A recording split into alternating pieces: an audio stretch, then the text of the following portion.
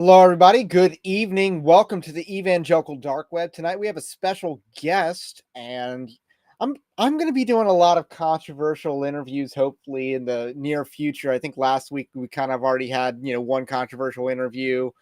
This was supposed to be the most controversial interview of that week, but nonetheless, it got pushed back. And we're going to be interviewing T. Russell Hunter of Abolitionists Rising, and this is a very incredible story that I've kind of seen happen over the last few years, where this went from an obscure organization to the most influential uh, channel on YouTube with regards to the subject of fighting abortion. And that's kind of an incredible story. We're going to have him on tonight. We're going to talk about that journey. We're going to talk about Donald Trump's recent pro-abortion stance and how Christians and people who are pro-life in general should respond to that.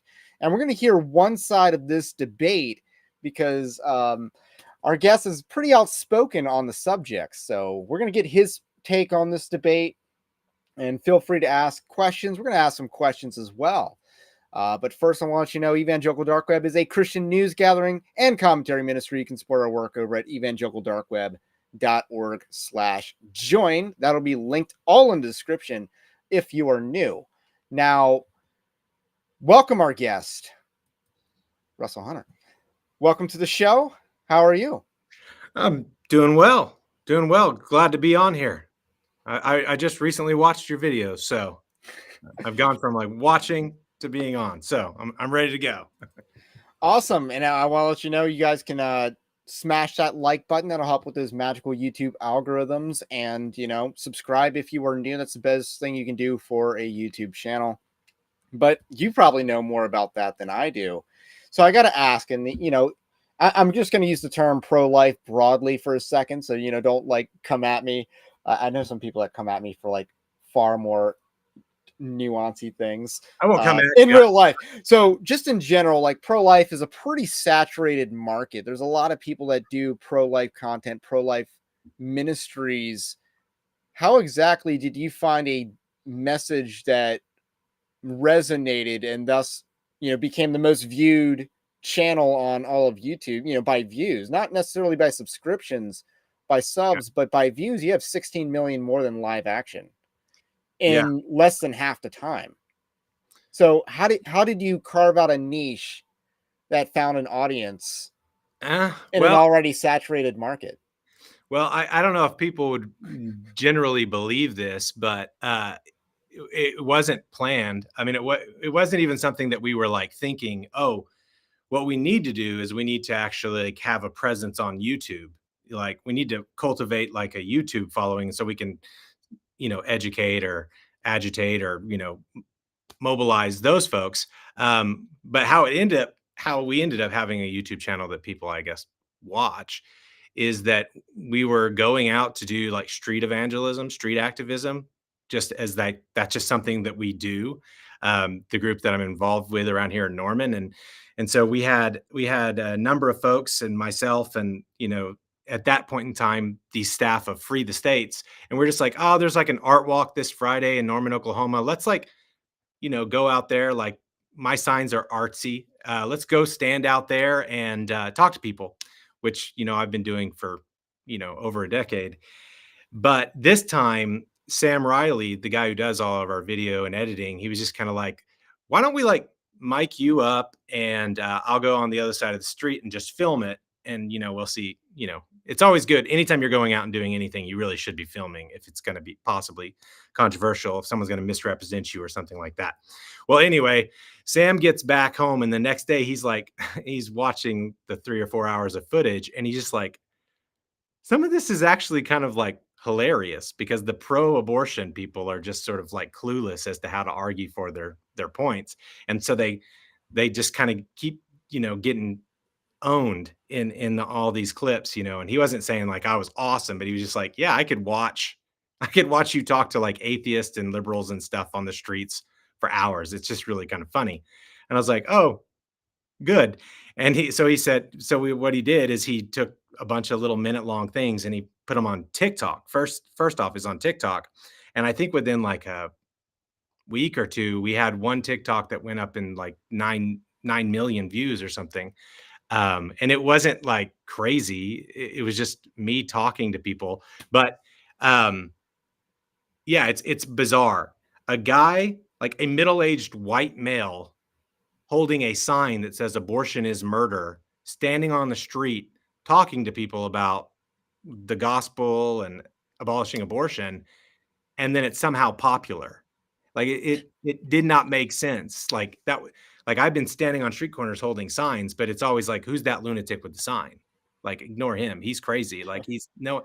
So like, put it up on YouTube, maybe get a couple hundred views. Yay. But 9 million was bizarre. And so because that started happening, Sam was just kind of like, yeah, we're gonna start doing this. We're gonna start cultivating, YouTube shorts. And so I think most of our views, like whatever you just said, 16 million views. No, it's 16 million more than live action. Oh, okay. Yeah. See, I'm that I'm So it's that. already high. It's already like, past 200 million or something like that, but you're Yeah. 16 million more than Yeah. what is the channel that probably has the most subs? Yeah. Yeah. And obviously I'm not really very much aware of those numbers or whatever. Sam, he tells me, like, I remember like however many months ago when he told me, he's like, yeah, we just passed, you know, live action and views. And I was like, live action's like this big, like multi-million-dollar budget, massive, you know, pro-life organization. Weird. And I think the reason is because, um, I mean, it's just a God thing, but like when people are like scrolling through YouTube and they fall on a short, they're hearing, I think, a different perspective, like a different approach than they're used to. Whenever someone brings up the rape exception, I don't give the rape exception answer that the pro-lifers give. I give like children shouldn't be punished to death for the crimes of their fathers, and let's like capital punish the rapist. What's wrong with you? And I think people looked at that and they're like, oh, this guy's answering these things different. Or whenever people would just straight up say like, so are you saying that I'm a murderer? I'd be like, Yeah. yeah, you are. But good news, I know a God who forgives murderers. And because like everyone is so used to the pro-life thing where, someone says something like that, the pro-lifer is supposed to like kind of pull back, look for common ground, don't go into the whole murder thing, don't go into the gospel, don't go religious. And so I think like all those old principle tactics of the pro-life movement, I think they've just worn out. And so people are hearing a different paradigm. And so they like it. And I'm glad they like it, because I may talk to like 20 people when I go out for an hour, like have 20 decent conversations. But when we put those conversations up online, that's like could be 20 million people. So praise God for YouTube. A weird thing to say. Yeah, I mean, part of me wonders, like, man, how much better are things now that Susan Wojcicki's gone? Yeah. 'Cause, It haven't caught a strike since. it does seem weird. What's weird is like whenever we first got on, we would get these little messages like, hey, we're watching you on this or that or whatever. We haven't seen many lately. Um, but we were getting like TikTok let us put up anything. Like TikTok, whatever. They were just like, we're not going to censor. And so I thought that was really interesting. So TikTok doesn't censor, but YouTube will probably demonetize everything you put up. Yeah, I think everything that we put up, generally, not everything, but most of it's like if on the back end, like the little dollar sign's not green, it's yellow. Yeah, you get the yellow dollar sign. But TikTok, they started like, whereas like we were big on TikTok before YouTube, but then whenever we were bigger on YouTube, and now like TikTok channels really struggling, but yeah, they take down videos on stuff all the time. So I think TikTok's trying to be like YouTube used to be, and YouTube's trying to be like TikTok used to be. Yeah, it's kind of a weird flip. I mean, yeah, I'm just thinking about YouTube. It's like, wow, I'm glad, like, things like noticing is allowed, and, a lot of some of the more edgier stuff that I do, as long as I basically say, I don't want to say apolitical, but definitely nonpartisan. I Mhm. think they're kind of allowing a lot of stuff to fly these days. But, You have to be okay with like every one of our videos having like a little information box underneath. Yeah, there's some of Abortion, that. the termination of a pregnancy. We're like, okay, euphemism. Yeah. Yeah, and we're gonna get that on the stream for sure on the YouTube side. We are also live on Twitter, Rumble, and Twitch. If anyone's ever on Twitch, yeah, you can find us on a Twitch channel. But so kind of what surprises me is that you found a message that resonates that no one else was doing, despite the fact that it is a saturated market. And I kind of describe it as, you actually believe abortion is murder, and that's the special sauce. Yeah, believing it's murder and then treating it like murder. Because a lot of like pro-lifers are like in secret, like when they're at Sunday school or something, they'll be like, yeah, it's murder. But then whenever they public engagement or law and policy, you look at their law and you're like, this is clearly not being treated as murder. This is being treated as healthcare that you don't like, but this is not being treated as murder. And so I think that the pro-life movement has miscalculated their audience, and they don't seem aware that there is a certain number of Christians who actually still believe that the Bible is the word of God and gives us an idea of his law and his character and everything like that. And it kind of instructs us how to fight evils and how not to fight evils. And the pro-life movement didn't realize that there's a number of people out there that wanted to hear something really biblical. Not just like we're quoting the Bible verses, but like that's consistently biblical. Like, yeah, the Bible says bear the sword against evildoers. Yeah, it does. I mean, death penalty is a popular political issue. Yeah. But I mean, so but a lot of pro-life groups, like may shy away from that because they're thinking, well, we've got to cater to, this, and we don't want to look bloodthirsty. And Catholics are increasingly anti-death penalty, I guess, is one thing. Yeah. So yeah. What's weird is the only time I ever see, people on the pro-life side lose a debate are these emotional feminists that basically, I'm thinking of, was it Krista Hawkins of Students for Life? Mm-hmm. And I think it was also Lila Rose, who were debating destiny and lost. Yeah. I just thought that's embarrassing that you lost to a Twinkie Twitch streamer. It's like, how do you do that? Yeah. And it's because they committed themselves to like principles that are on their face and internally just false. And that is every single time. And there's also the Jubilee. I don't know if you're familiar with them.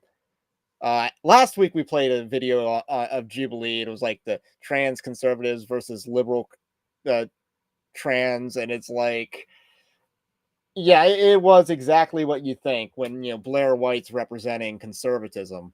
Yeah. But right, it was, they did that type of thing with the pro-life versus pro-abortion, and it was like they lost that debate again. And I think it was a Jewish girl and not a Christian, or obviously not someone bringing a biblical perspective. And yeah, they lost in that medium because they didn't really believe it was murder. So and that makes people like midwits like Bill Maher, who's not a courageous person at all, who's just as bad as anyone else, just maybe more brazenly honest about it, because he's openly said I'd tank the economy to screw Trump and stuff like that. So he doesn't care about ethical means or anything. He's just he has a political outcome that he wants, and even he's saying that that any other position is not, he could probably comfortably defeat any other position in a debate because he knows the pro-life argument, abortion is murder, and believes that, he believes in that position as a premise more than they do. Yeah. Well, I mean, this has been proposed and put on this is like, so just recent. I know I'm talking like total inside baseball here, but like just recently. So Tim Pool of the Timcast or whatever, him and his producer and whatever, they were trying to assemble a panel, like a discussion with a pro-lifer, a pro-choicer, and an abolitionist. And I'm just like, yeah, I'm down to do that. Like, that would be great, because in the midst of that conversation, they would look and they would see that the pro-lifer and the pro-choicer, like on a Venn diagram, are like sharing the space of anti-criminalization of abortion, that neither the pro-life leader or the pro-choice leader believes that the act of abortion should be criminalized for mothers who choose it. And I'm like, yeah, man, if we can get those three groups together and get to that point, a lot of people would have their minds blown. They're like, wait a second, are the pro-lifer and the pro-choicer together against the abolitionist? And it's like, yeah, pro-lifer, like, it's like red pill. Like, pro-lifers kill abolition bills. You don't know this? You should know this. But as that was getting close to happening, it's kind of like, I'm thinking there's no way it was going to be Kristen Mercer Hawkins, me, and some pro-abortion person. And I was like, as the closer this gets, the more and more unlikely it is to occur. So Like, it's an idea that's floated, but it might not happen. Oh, that a version of that. Like, I have had so many times with so many different podcast people, or live things, like, say, like, hey, we want to have a debate. I want to get a pro-life and a pro-choicer, and I want y'all to debate on my program. And the pro-lifer will agree to it, and then like 2 or 3 weeks later, they'll back out. And Because so they'll go do their research, and they'll be like, you know what? I am going to look like the non-Christian who goes against like the word of God if I have this debate. And to a certain set of my audience, I'm going to lose them. So the best thing is just don't debate them. And Now, then, if it's not publicly announced, nothing will happen, I don't know if you heard about Candace Owens and Ben Shapiro aren't going to debate after all. Everyone was so excited for that. Yeah, that would have been fun. But no, I mean, no. Joel Berry of the Babylon Bee did actually debate me and James Silberman, another abolitionist. And that video is on our channel, and it's like a 2.5 hour long, just back and forth. Joel Berry arguing the pro-life position of not criminalizing the abortions for mothers, and us arguing that, like, if it's murder, we treat it like murder, and not undermine ourselves. And it's just it's like a 2.5 hour long train wreck. Right. But then there's thousands of comments underneath it, and a common to them are things like, Joel Berry just converted me to abolition. It's like watching, like, I thought I was a pro-lifer, or I thought, like, I didn't really think there was much of a distinction. But once I watched a pro-lifer and a abolitionist debate, I'm converted to abolitionism. It converts all the Bible believers. What's strange is that, I've never not been on the side of life, but I've always believed, hey, yeah, the woman should be criminalized because they're the more responsible party. And so that was always logical. And statistically, that's what majority of people in the pro-life movement actually believe. They've done studies, and it's like majority, that there should be some kind of punishment. Yes. And it was like, okay, a certain amount of people want the doctors, prosecuted if they perform an illegal abortion, right? So everyone, you're not going to be pro-abortion in believing that. But as far as the number of people that believe that the doctor should be prosecuted, the overwhelming majority of those people also believe the woman should be prosecuted. Yeah, because who's going to believe that the doctor? Who's going to believe that the woman should be, but not also the doctor? Or who's going to be pro-abortion and then believe that any of them should be prosecuted? Yeah.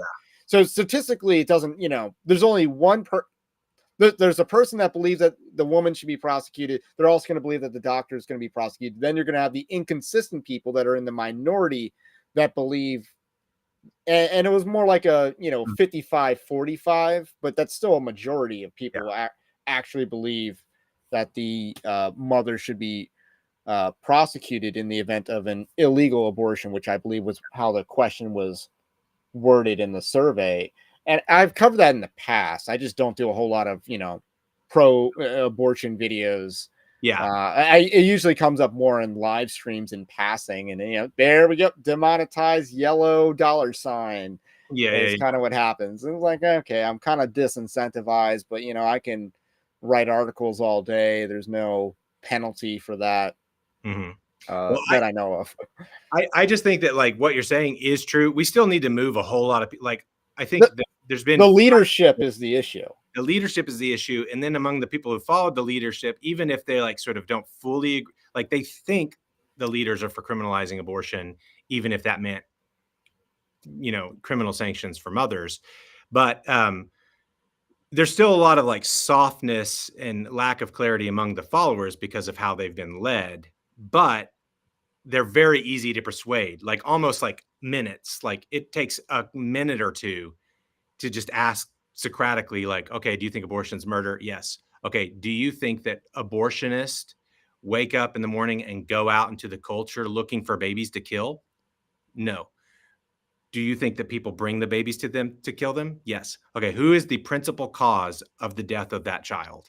The person who brought that child to the abortionist. The abortionist was hired. So who's the hired assassin? The abortionist. Who's the cause? The mother and the father. And so he's like, okay, so if we criminalize just the act of abortion, who is going to be put on trial as the cause of the abortion? It's the mother or the father. And who's the abortionist? You say, well, the abortionist is this person. Well, we now live in a world where most abortions, I would say, overwhelming majority at this point, are just, and that's just the ones we know about. So I can actually now agree with the pro-lifers in saying the only person I think that should be punished is the abortionist, but the abortionist is the mother. And that they won't go there. The baby would not be aborted without the mother choosing to have them aborted. And so you've got the pro-life movement that's pretending like abortion is being forced on the women all the time. But then you have the pro-choice movement that's just grabbing it and saying, we are for this choice. And that's just them raising their hand saying, yes, it is being done with a forethought. I'm looking at the pregnancy test. I'm with child. I don't want to be with child. I do this. I'm no longer with child. Malice aforethought, homicide. And so that's just the logic, the unavoidable logic of the situation. But the pro-lifer doesn't want to say that because they don't want to look like they lack compassion or they don't want to look bloodthirsty. And they know that for the past 50 years in this country, abortion has just run so wild that, you're looking at like 1 in 5 women that have done it. So, I mean, that statistic's skewed by repeat offenders. right. But I know, but like what, but I would say everybody knows, everybody probably at this point knows somebody. and you might not know that they've had an abortion, but people have had abortions. Like once you like people in your sphere of influence, like it's hard to get pastors involved in the abolition movement sometimes because they've counseled people in their churches and allowed them to get abortions for their exception and a bunch of stuff like that. So the abolitionist comes along and just sort of like is going to be blatant. I want to say it was Richard Land that counseled someone that it was okay because an emergency room doctor. Yeah, like maybe It's like an emergency room doctor. Do you even call yourself pro-life, bro? Like they should be going to the labor and delivery wing for that type of medical advice, because try to deliver the baby and save them. Well, even still, like, no, emergency doctors are not subject matter experts on babies and pregnancy. They're not. Doctors are entirely specialized. Right. They are good for broken bones and stuff like that. Yeah. And pumping stomachs, that sort of thing. Yeah, it's and that was Richard Land. He was the head of the ERLC, I believe. I did that a long time ago. It's like this guy actually wrote this.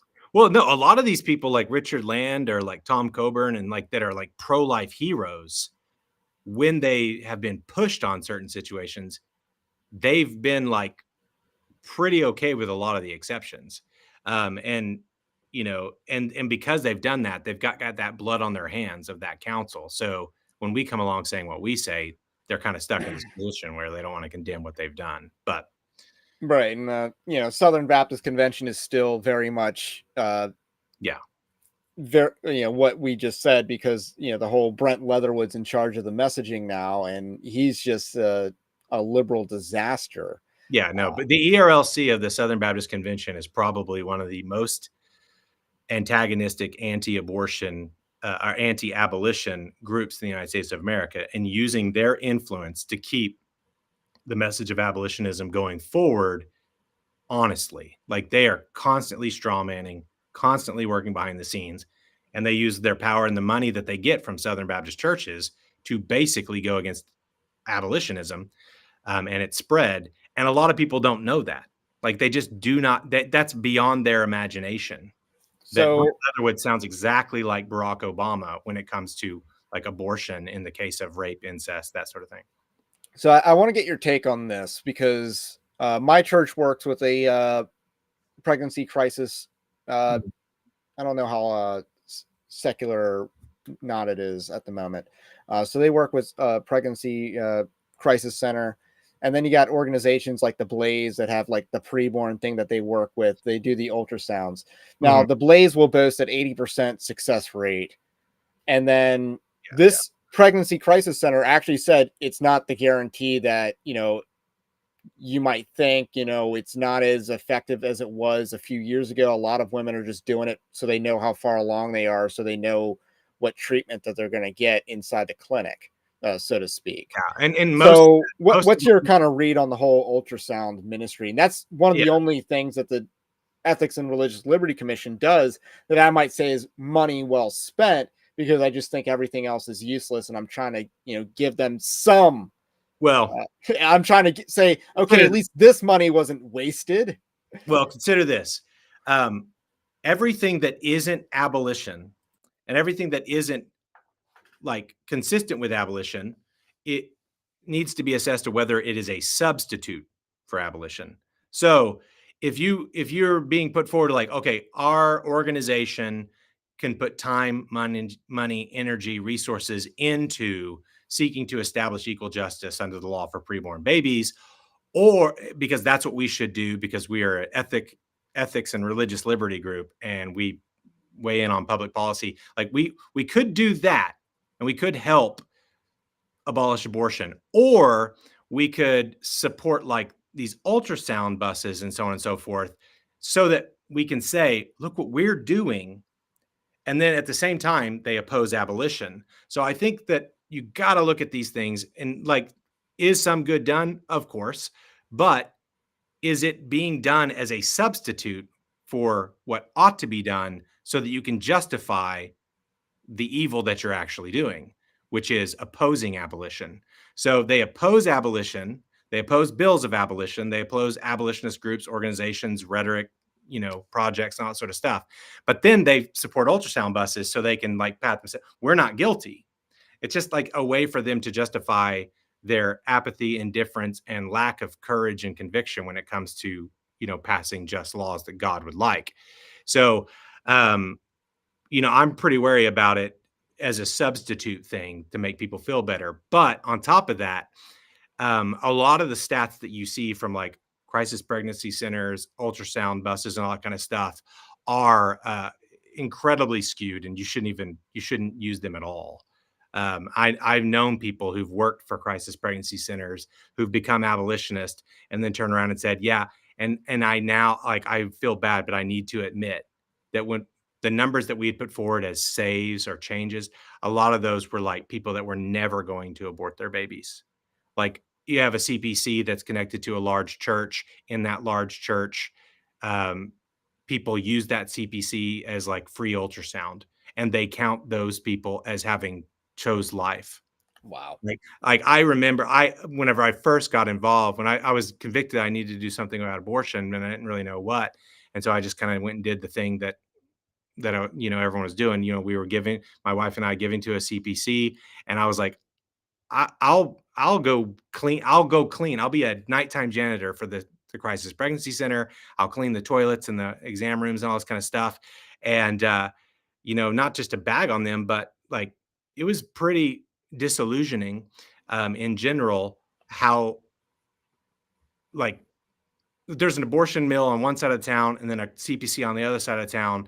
And people that are truly abortion minded don't go to the CPC. And the CPC doesn't have people out in front of the abortion clinic to say, hey, come do this. So all the truly abortion minded people go to the abortion mill, get their abortions. And the ones that really don't think it's good go to the CPC. And so I was already kind of disillusioned in seeing this. And it Yeah, was, because it's skewed in the first place just by lead generation. yes, And the but way on that it top was described, at my church was that their whole value proposition is we're trying to get first. We are going to be as available as possible so that they can book an ultrasound first before they go into the, you know, the abortion mill. So that was their whole thing. But and it sounds like they do actually reach women that might otherwise get an abortion, but it's like they have no way of measuring how many, people change their mind as a result of an ultrasound.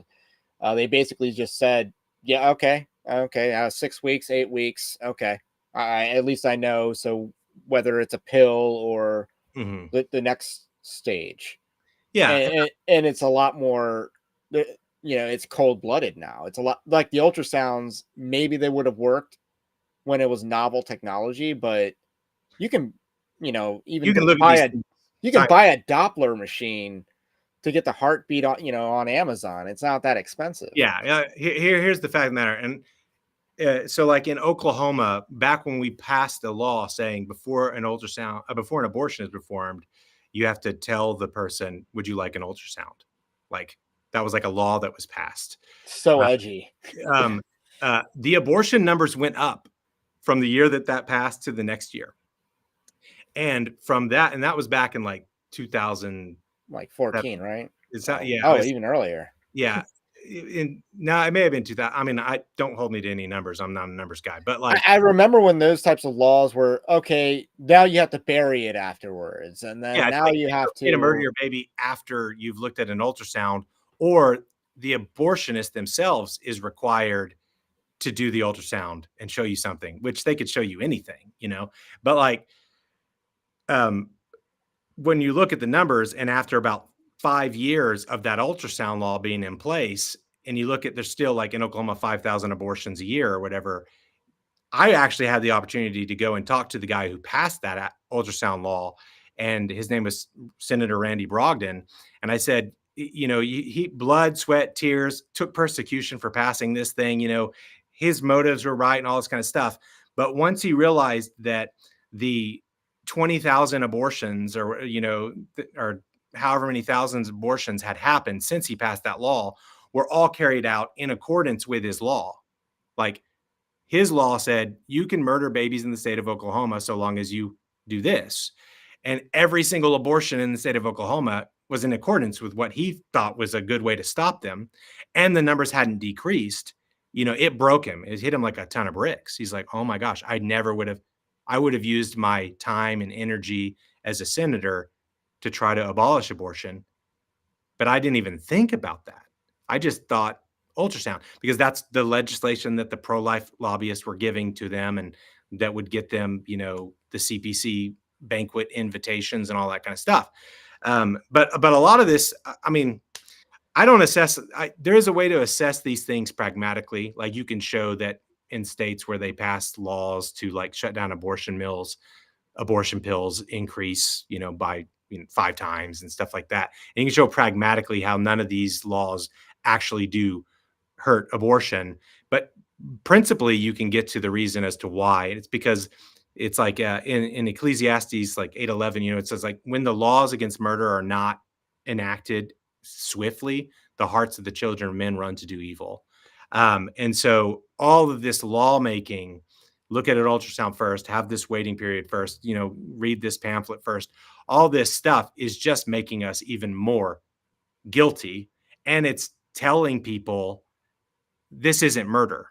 Because if this were murder, the legislators and the sheriffs and the governor would be telling me, thou shalt not do this. If you do this, you will be in trouble. So all of that law has been instructing people that it may be bad, it may not be good, but it's not murder. That's the defining characteristic. So I don't tend to support any of these things, ultrasounds, CPCs, any of these things, um, unless like the CPC is like being run from an abolitionist perspective, where they're like, we support bills of abolition, we support calling abortion murder, treating it as murder, bringing the gospel into it, and we're just here to also help as many people as we can. But that is super rare. That's super rare. How much do you think it's these ministries are kind of like extorting in a way? Like, Well, they're practicing pure if religion we don't help these, for other people. if we don't help these women or whatever, they're going to kill their children, and they're basically kind of extorting people to get other people to not sin. Yeah, That's kind of how I view the whole, like, we need more welfare policies in order to stop abortion. It's like, no. No, it's not. It's not at all. Like CPCs outnumber abortion mills like 5-1. So like you can build these all over the place, and that's just the freestanding abortion mills. But the pills, you can get abortifacients at Walgreens, for crying out loud. So it's like it's just this idea that if we just build a bunch of these things, we're going to save a bunch of lives. But really, all you find out is like, no, the problem is much more deep than people lacking diapers, for instance. Like, hey, there's an abortion holocaust going on. Well, maybe people are killing their babies because they can't afford diapers. So let's raise money and give people diapers or formula or whatever. And then you find out that doesn't work, because it never really was people are killing their kids simply because they're poor and they have to. They're killing their kids for the same reason people have been killing kids since the dawn of sin and humanity. Sin. They've been killing their children for the selfish, self-idolatry, sin. There's demonic crap involved in it. It's all wicked. And to pretend like we can fight that with, charity is total folly. So, what do you think the big picture solution is, and how should it be done? Because I think this is where you start. There's one distinction that you're dividing, because I think the biggest division in this whole, the people that don't want to call themselves pro-abortion. Obviously, a lot of people are pro-abortion, but they want to call themselves pro-choice, or I'm pro-life. But among the people that aren't that, the biggest divide that we've kind of talked about thus far was the whole, Christian versus feminist, which I think is a much broader issue. But there's kind of like a subsegment of within that framework of like the abolitionists. We're going to do it full throttle, and then the incremental approach. Yeah. So how would you kind of characterize that debate? Well, I think the real debate is, when you get down to it, I actually think it's pretty binary. Okay. Like there's a lot of variation on this side, but like, so there are abolitionists. That's people who advocate, would support, and are seeking to establish equal justice under the law, total, immediate abolition of abortion without exception. And everything that you do is sort of connected to that, and you don't undermine it all along the way. You don't say like abortion is murder, life begins at conception, but I'm going to start with 20 weeks and then 15 weeks and then 10 weeks. The whole way you're undermining your argument, But on the other side, I think are abortionists. So you have abolitionists and abortionists, people who are for abortion, whether they're for it vocally, intentionally or not, but who do not advocate its abolition. So maybe abolitionist and anti-abolitionist. And there's a lot of variation over here. But the agreement is, abortion shall not be treated as murder.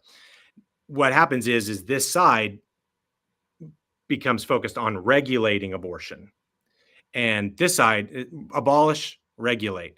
Well, pro-choicers want to regulate abortion. They want to make sure that it's safe for women. They're not, most generally, pro-choicers, normal run-of-the-mill pro-choicers aren't really for like just before birth abortion or right after birth abortion.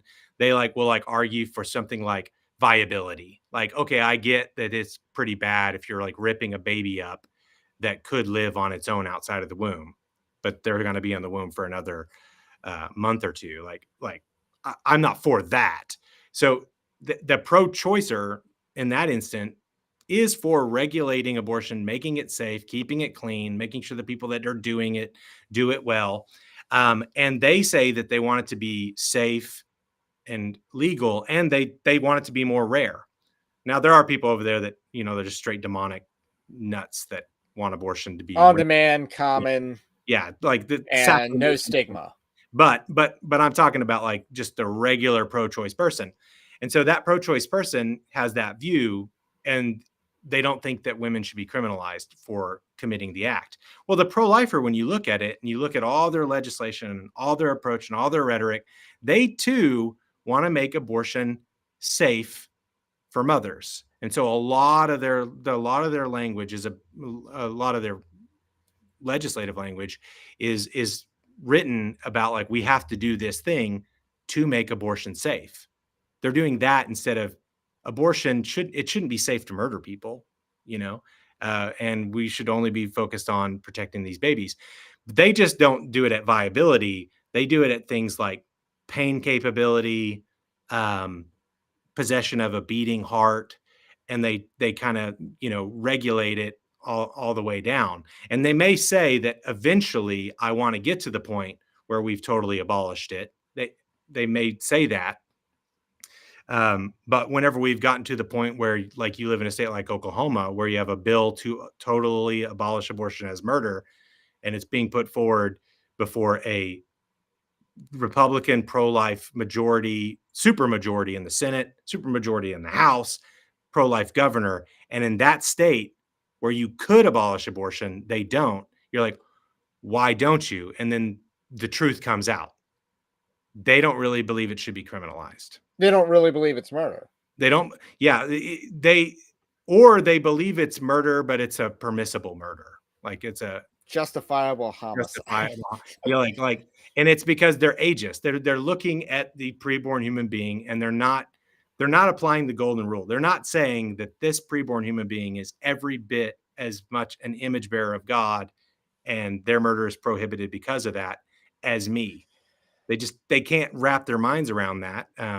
And so they don't even realize that what they're saying undermines their whole project. Now, what are your thoughts on using a more pro-natalist approach that, declining birth rates is a terrible thing? Like, even communist dictators understood that, abortion. Yeah. I'm thinking like communist Romania, like even they were like, no, the abortion will stop. We want a population boom, so we're not demographically left behind. Yeah, Hitler was very opposed to Germans aborting their babies, and he was very okay with Jews aborting their babies. Like, it's kind of, you don't want your people aborting their babies. Anyway, do you think that that's an effective argument going forward to kind of win some normies that aren't moral at all, or you just got to do the hard sell on abortion? Well, I don't think you actually win people with any arguments like that. You think it's just more will to power? Let's just legislate. If you win people with arguments that aren't like the real reason that abortion is better, they're not going to be with you when they need to be with you. You say you win someone to, like, Students for Life of America has these sort of like, bills where it's like, we got to stop the abortion pills from being mailed into states because they go into the water supply and they hurt the environment. Like, they literally have bills like, let's use that's a Norm Macdonald joke. It's like, the worst thing about the abortion pill is that it goes into the water supply and hurts the environment. Really? I thought it was a dead baby. That's like it's like a real thing. Like, you can find like Senator Nathan Dahm in Oklahoma has a bill that's like that, and Students for Life of America are supporting that. And I'm saying, like, say you win some environmentalists to it.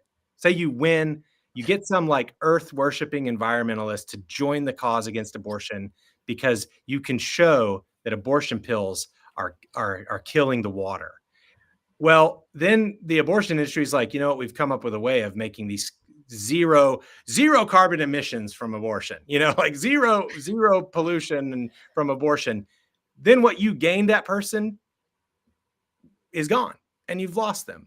And so because they're not going to support the criminalization afterwards. They're just going to support basically what a lot of these, people that don't believe it's murder, but only believe it's murder if the doctor does it, even though the doctor's not doing it. Yeah. Or you gain them. Like, I've witnessed this in real time where, like, some state will pass like a 20-week fetal pain bill, and then the pro-lifers will be like, yay, we won. But don't you misunderstand. We're going to go back and we're going to demand more the next year. And then they go back to like advocate for a heartbeat bill. And I've seen legislators be like, what the heck? We just gave you this. You told us that the reason abortion is wrong is because it causes pain. Well, it doesn't cause pain to abort a 6-week-old preborn human fetus, right? So the reason that it used to be wrong can't be, and so you like undermine yourself. So if you better off just saying abortion kills image bearers of God, you're not allowed to murder. Our country at least recognizes the inalienable right to life and recognizes that people, that if the government is going to have any job, it's going to be stopping people from murdering innocent people. So I'm gonna. I've seen kind of a controversial take by you and maybe some others in the abolitionist crowd on the Arizona law, and there's a bill proposed in Arizona to basically undo 1864 bill that might have been modified in like 1913 or whatever.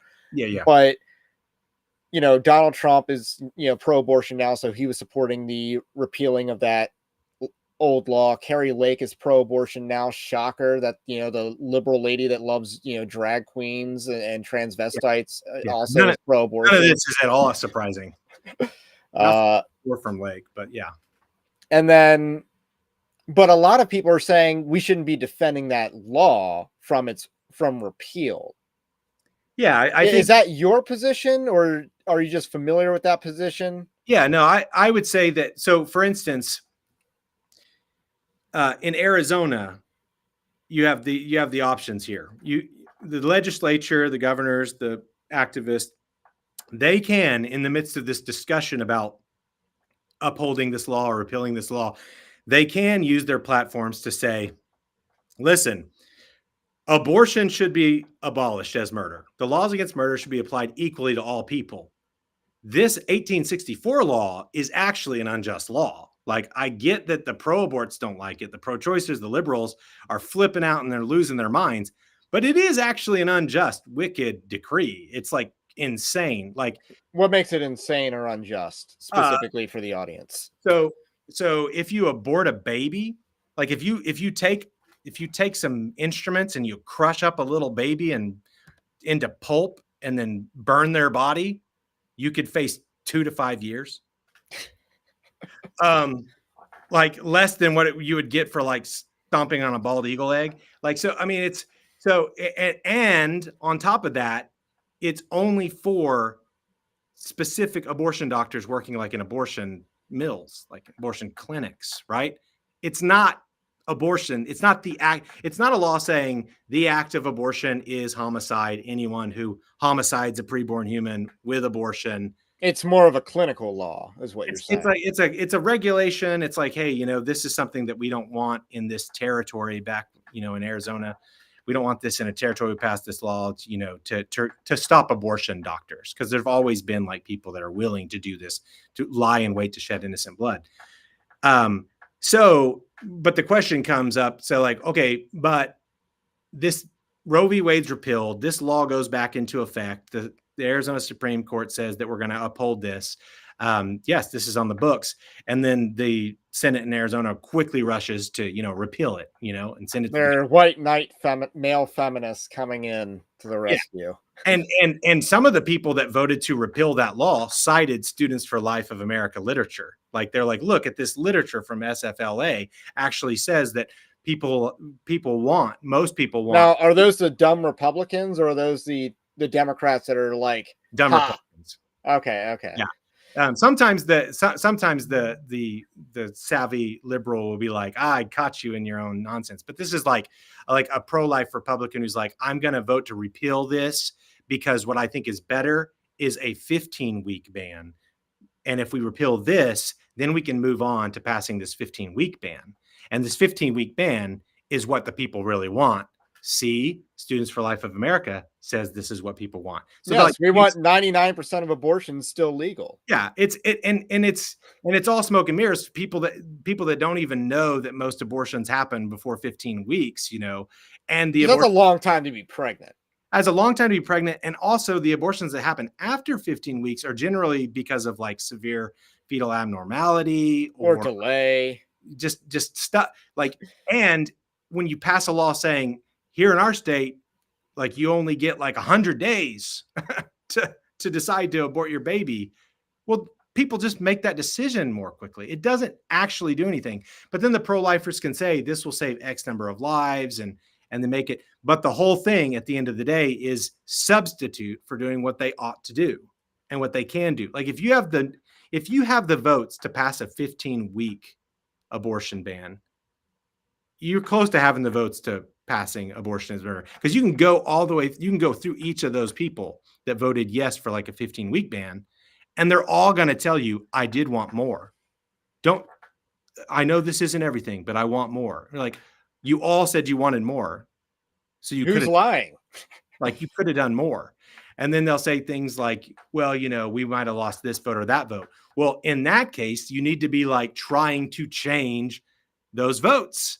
And you're not going to change the minds of those votes that you need by not treating abortion as murder. The way you're going to change all those minds is the way like William Wilberforce, like it took 20 years to abolish the slave trade, but it was 20 years of total immediate abolition of the slave trade because of its injustice, its inhumanity, its barbarity. Like that, they didn't like incrementally do it. They just kept on doing it. And over time, more and more people became convinced that this is something that like Britain needed to not be a part of. Right. So I get the sense that some abolitionists are arguing that you should join the Democrats in repealing that law in Arizona because it's unjust. But I would say that you should not vote to repeal it because you don't want to give them any wins. Like, just because the law itself isn't a complete and total victory, losing that law is a victory for the other side, and you should at least deny them a victory. Yeah. I mean, and there's got to be a broader strategy that I think is kind of a criticism of the abolitionist side, is that they don't understand, sometimes they don't understand a broader strategy. In this case, anyone arguing that we should join the Democrats in repealing that law, and then we can just magically bring forth an abolitionist law and then argue from, try to fight for that on top of the ashes of, a pro-abortion state, rather than try to introduce an abolitionist law on top of an existing, I don't know 1864 law. I don't know anyone who actually argues for actively trying to repeal it because it's an unjust law. What I'm saying is, call it what it is and explain why it is and why you need more. Abstain from voting. Don't vote for repealing it or anything like that. But if what you do is, you, instead of voicing the fact that it's a terrible law, you instead of voicing that, you say, hey, this is a good thing. We need to do this, and we need to get people to the Capitol, and we need to, call all of our legislators and tell them. I'm like, why are you telling all your people to call your legislators and be like, hey, this might be shocking, but one, I don't want you to vote to repeal this thing, but I do want you to amend it. Like, if the flood of emails coming in from people in Arizona and around the country that the legislators in Arizona were getting were, uphold this law, but change the penalty to exactly what the penalty for murder in the first degree homicide is in Arizona, all those legislators would be getting all these emails saying, wow, like the people are demanding that we not just uphold this old law, but that we increase it. And that will have an actual good effect. But instead of getting that, for the sake of getting the best that we can, we reinforce the idea that we should have unjust laws. So all these pro-life politicians are getting all these messages from all the people that have been, lobbying, or they look out their window at the Capitol and there's a rally to support upholding this law, and they think the people want this law upheld. It'd be so much better if they thought, man, these people want us to increase this law. Hopefully that makes sense, but I don't, and it's not just there, it's in every area. Like this same sort of situation, like it's not like the best that you can do or just pro-abortion. It's abolition or all this other stuff. And you should never stop calling for abolition to get a little bitty win, especially when the win is totally illusory. Like they passed that thing in Arizona, they uphold it. It doesn't stop abortion at all, because there's nothing in that law about self-managed abortion, which is the primary way that people abort their babies. Right. So it has an delusioning effect. So we talked about Arizona. That's the law that Trump said was too extreme. What do you think about the argument that, Trump's not pro-abortion, he's pro-states' rights? What do you think about that argument? Well, I think I'm put on a little bit of a foil hat here. Tinfoil hat or just Yeah, okay. conspiracy theory hat. Okay, conspiracy theory. Yeah. So this, I don't think this is a conspiracy theory, but it sounds a little bit like this.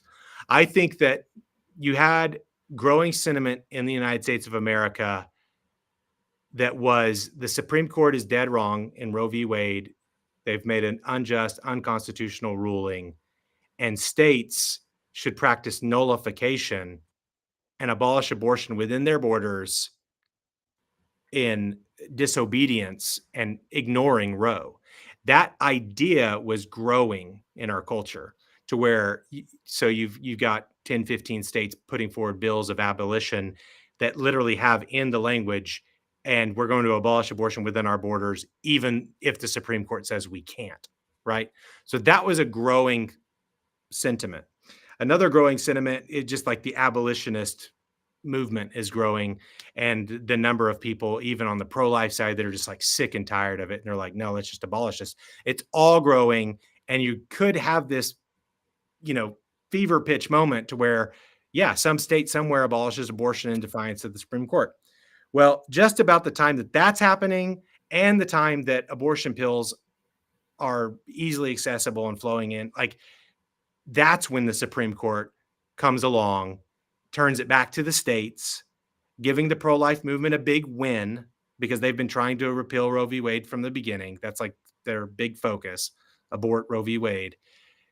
And you give them this big win, you throw it back to the states. That allows the federal government, Congress, Supreme Court, everyone to wash their hands and say, I've given this back to the states. I don't have to do my job. And it makes all the pro-lifers clap and praise Trump and praise the pro-life movement for accomplishing their goal. And then you have 1 million abortions the next year, and you have less people thinking we need to be doing everything in our power to abolish abortion because they think they've just The battle's over. Either the battle's over or it's on its way to being over. And what they don't realize is we took an unjust, wicked, like, I think Roe v. Wade was like a wicked sort of feminist, like, it was everything that was stupid and bad was in Roe v. Wade. But Dobbs is as stupid, as bad, as unconstitutional, as wicked, and as abortion permitting as Roe v. Wade was. And so people don't get that it's like, it wasn't the Supreme Court saying abortion's murder and we're going to uphold what's written on the wall, on the building outside. We're not going to uphold equal justice under the law in the United States of America. We are going to, wash our hands of it and send it back to the states. And all they did was basically undo Roe v. Wade, and that was it. Like, Roe v. Wade is dead now. They didn't do anything. They didn't do anything beyond that would have been, more profound, is basically what you're saying. That, but they did do something positive in the sense of like positive for abortion. So they said the states, like, and this is why it switched. So how do we keep that abolition movement down, that nullification movement down? How do we keep the demands on the federal government to actually do what the Declaration of Independence says, uphold these principles of right to life, liberty, pursuit of happiness? How do we curtail this? Well, send it back to the states and delay it. They positively protected states going forward who want to enshrine abortion in their constitutions. And so they put it up to the states. And so now we have states that are like,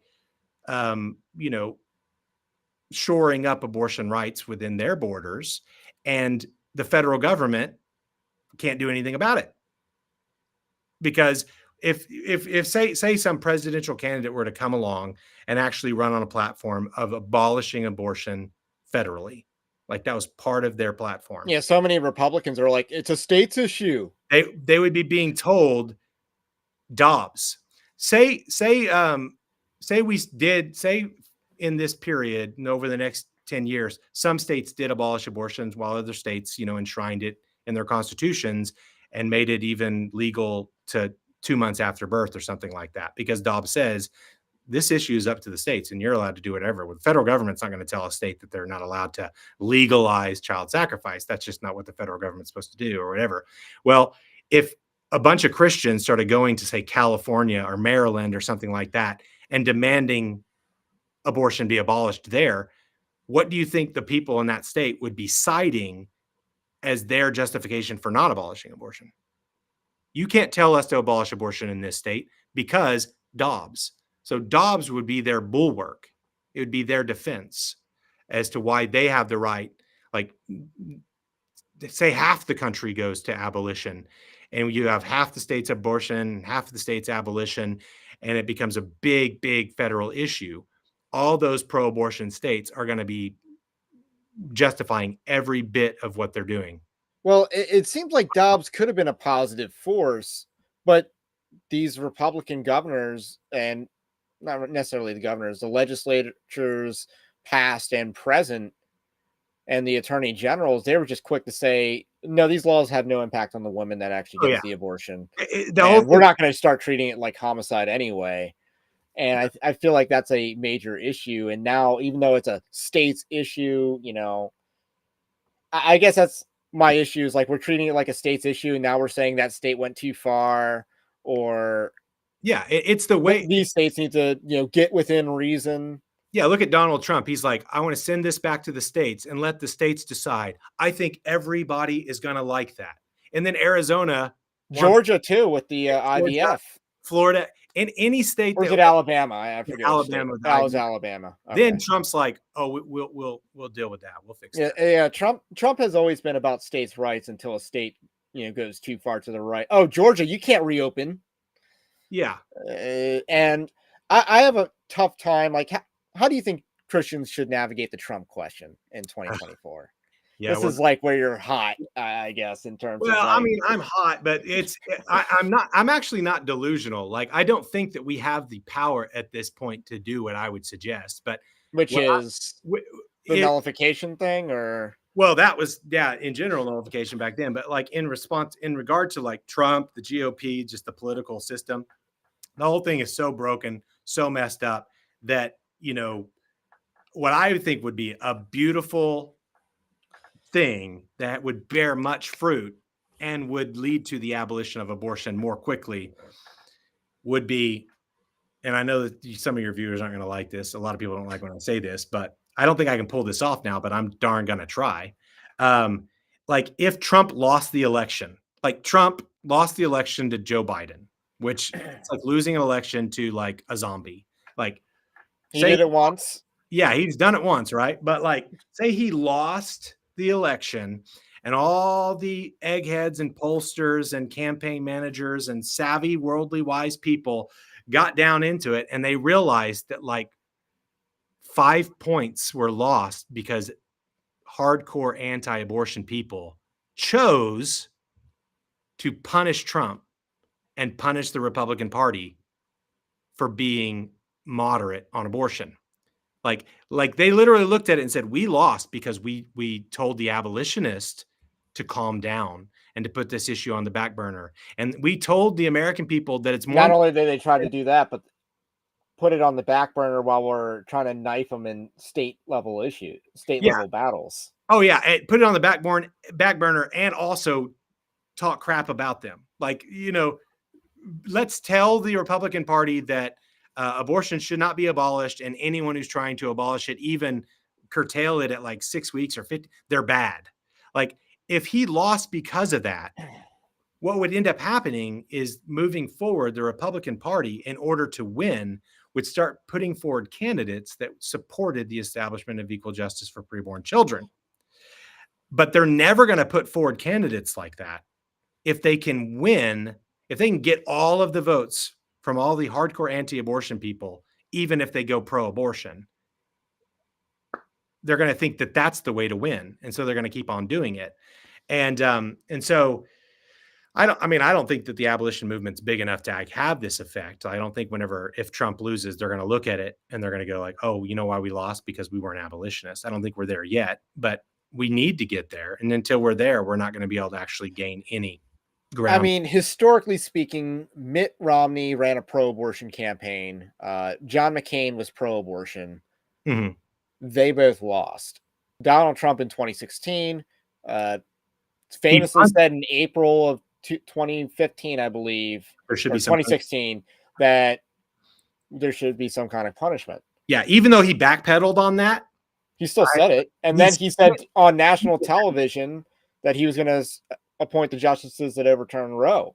And to all the normal people, they thought that meant abolition. They didn't think of all this sort of like complex, overturn Roe, send it back to the states, keep it legal in that way, pro-choice for the states. No, Trump was literally articulating a long-held game plan to abolish abortion in the United States. It was just the thing, when it finally happened, there wasn't a game plan. It was all just we were just throwing a Hail Mary up in the air, and we didn't actually think the ball would come down. Yeah, it was a false, like anyone who thought that repealing Roe v. Wade would end abortion is someone I think that has not really thought. We didn't have a receiver in the end zone to catch that. Yeah. Yeah. I mean, it was like people asked abolitionists at the time, and I cried, like, just being honest. I literally cried when Dobbs was passed, because I thought, not cried in tears of joy, mind you, I thought, what a malevolent move of the powers and principalities and places of darkness. What a beast mode, wicked move to delay the abolition of abortion at least another decade. Like, to me, if the the leaked ruling was not, if it came back and the Supreme Court that was appointed by Donald Trump stood there and said, we're going to uphold Roe v. Wade, abortion is a constitutional right, that would have been a massive growth to the abolition movement. We would have been back on track, and you would have seen in the following year states much more serious about nullification, because they'd have been like, even after we get a Supreme Court that's majority pro-life, they don't abolish it. So what happened is you got this Dobbs thing, which deluded a bunch of people, misled them, and they're like praising God and thanking God for it. And, you got that. And for people who know what's going on and know that abortion was never legal, because of Roe v. Wade, courts don't make laws, all that kind of stuff. We looked at it and we were just like devastated. But everyone who wasn't devastated, I know it's kind of harsh and arrogant at the same time, but if the moment the Dobbs decision came down, you praised God and you weren't devastated, that's just a way of saying you don't know what the heck is going on. I mean, I was praising God, but I like to know what the heck was going on. I might not have. I guess because my assumption was that because I'm talking about abolitionist leaders, like people who are like full-time engaged. Well, my thing was that this could actually change the culture, because I actually believe that laws change culture. When the Supreme Court passed gay marriage, ignoring that section, Article 1, Section 9, I believe or is it Section 10 actually, which is rights reserved to the states, regulate marriage is explicitly reserved power to the states in the U.S. Constitution, and they just crossed that out in broad daylight. Yeah, that shifted the culture dramatically, and you saw a whole new wave of all the TV shows especially went woke after 2015. Yeah, well, I think what it is that the Supreme Court actually makes rulings that reflect the state of the culture, but then they increase it. So like it does. So I thought that it could go the other way. Yeah, with Dobbs, but instead the pro-life movement's like, we're going to backpedal now. We're going to be in retreat. We didn't have, we threw the Hail Mary with the Supreme Court. No one's in the end zone to catch the ball. Oh, yeah. In states where you had a bill of abolition and a majority pro-lifers, the reason they didn't support the bill of abolition, they cited Roe v. Wade. Well, then Roe v. Wade's repealed, and then you went back with the bill of abolition. They still didn't support it. They cited criminalization as too harsh. So it just exposed the state of the culture is we don't have abortion in the United States of America because of a Supreme Court ruling. We have abortion in the United States of America because we are a wicked, rebellious people that wants to murder their children. So let's get back to the Trump question, because a lot of people would say you're trying to sacrifice every other issue for the cause of abortion. Now, let me just get where my head's at, because, my top 3 issues would probably be immigration, abortion, and I'm not listing them in any order. And then like the gay stuff, the degeneracy and stuff like that. Yeah. And I think Trump fails on all 3 of those issues to me. So it's hard to come up with a reason, in my opinion, to vote for Trump. Yeah, I think all the voting for Trump back the first time he ran, whenever he was openly okay with all the perversion, like we're talking about voting for a president who's like in the middle of lawsuits about like sleeping with porn stars while he's with his wife. His wife has a baby, like Hosting gay weddings. hosting gay weddings, trying to recruit log cabin Republicans, holding like a presidential candidate holding a gay lesbian pride flag, and all that stuff, and then the Christians just like mindlessly supporting him and basically treating him like a messiah. I think that is what led to the following 8 years that we've had of just lunacy. I think we made the decision that we as a people we're not going to uphold like basic morality. Right. And you can't even say that Trump's economic record was good because he locked the country down. Yeah, So I will not if defend you're Trump's big on economic record. Your vaccines, best thing is that he didn't get us into any other wars. yeah, I like I that. think that would be your best argument for Trump, and that he, did appoint. He was there to fill judicial vacancies that if Hillary Clinton were to fill, this country, I mean, maybe we'd be more serious about nullification, but that would have done a lot of damage to this country. Well, Uh, numerically, it would have probably been the same, like as far as on the abortion issue. Like, Although Amy Coney Barrett's effectively a liberal judge. yeah, well, I mean, all of these people that are like, you look at, Gorsuch was also pro transgenderism. Shocker, because he goes to he's an Episcopalian. So oh yeah, no, none of, I mean, some of them are better than others, but like at I base, feel like his are like best judge was Kavanaugh, but yeah, but yeah, I mean, but it's I a sad don't thing when. care about them, the whole Supreme. So I'm just trying to think. So the argument would be you basically would be letting Joe Biden win if you want to bandy everyone that's pro-life to not vote for Trump, to punish Trump and the Republican Party, that you'd be wanting Biden to win. The argument would be that you're basically doing evil in a sense by letting Biden win in order to accomplish good. Well, no, at the same time, you mean, no one's going to campaign harder against Joe Biden and people who are pro-abortion than us. Like we're not going to be like the stuff that like I do and people like me do about like trying to wake people up to the just inhumanity and wickedness of abortion, the wickedness of our laws permitting abortion and putting us under the judgment of God, all that kind of stuff.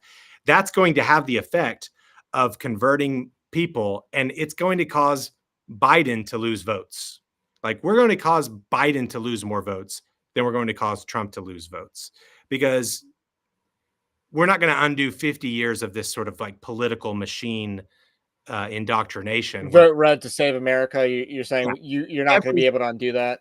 every single 4 years, if you do not vote for the Republican, we're not going to have a country. Like, I don't know how old you Most are. important election of our lifetimes. Yeah. Like, I understand what you're saying, but not on this one. And I'm saying, like, listen, I've looked at what happened the 4 years Trump was in office, the 4 years Biden's in office. If Biden's in office for another 4 years, and during that 4 years, you have a stronger, consistent, more loud, more powerful, more effective, like sort of a revival of true hardcore Christianity being brought into conflict with the culture of death. As a result, I'm okay with it. I don't care. I don't care if Biden appoints a bunch of Supreme Court justices that are going to tries to like if Biden wins and then tries to codify Roe v. Wade, we need to fight that. And we need to fight it straight up by saying, let's stop being such a murderous, wicked nation. And I would rather fight that battle with people who like look and go, man, we've got to fight because look, Biden's still in there, then experience what I experienced back in 2016, which is I'm trying to get people involved in the battle against abortion. But the moment Trump won, you know what? I was told 9 out of 10 times I tried to get somebody to get involved. Trump's going to take care of this. Like I heard that like Trump is going to take care of this. Well, he Now, didn't. I get the sense that a lot of voters are pretty depressed right now. Like, I don't think They should I be. think Unless they're like there's a hardcore large crowd of Republicans that people that don't are do not bullshit. excited for the sequel of Trump versus Biden. I think there's a large amount of I think this is going to probably be a low turnout election, Yeah, in I my have no way opinion. of knowing, and there's a part of me that doesn't even know if it's gonna be Trump and Biden, like, Oh, come on, they're not going to replace a vegetable. They didn't do it in 2020. They're I not know going it's to. really I know it's real useful to have a vegetable and you can just kind of, like, have a puppet and all that kinda stuff, but I mean, I'm not saying I Kamala Harris is more likely to be replaced than Joe Biden. That's true, and replaced with somebody that's exciting that the liberals are really voting for. And then Trump will probably try to appoint a vice president that the conservatives are really voting for, and it just keeps everything the way it is.